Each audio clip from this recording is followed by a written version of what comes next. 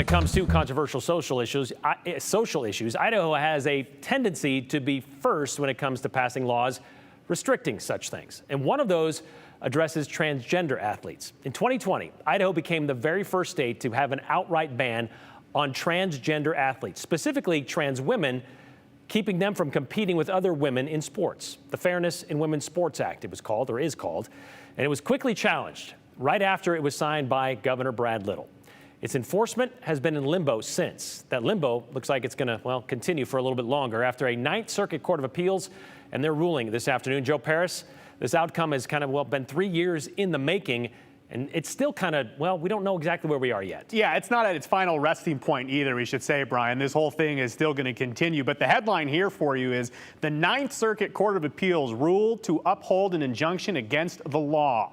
Again, as the court identified, the act bars all transgender women and girls from participating in or trying out for public school female sports, teams at every age, from primary school through college, and at every level of competition, from intramural to elite teams. And there are a lot of questions about the law, and there has been for years, but the court says that they found that the law likely violates the rights of transgender students under the Equal Protection Clause of the United States Constitution. It singles them out.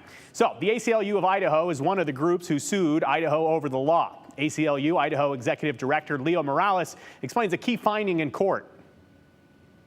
So this is an equal protection issue where some of the requirements for women and girls in sports is not required for men and boys. So this particular law bans participations for certain members, a subcategory of athletes, but not for all. And so the law is unconstitutional.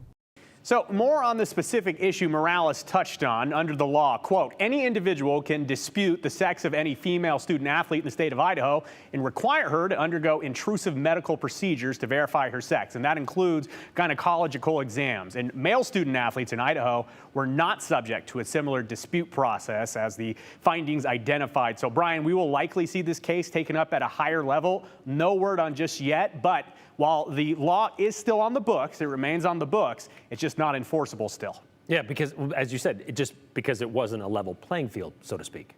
Yeah, and they basically were just looking at one side of the debate here in terms of, okay, well, we're worried about, female to male, male to female transitioning, ruining the competitive nature of women's sports.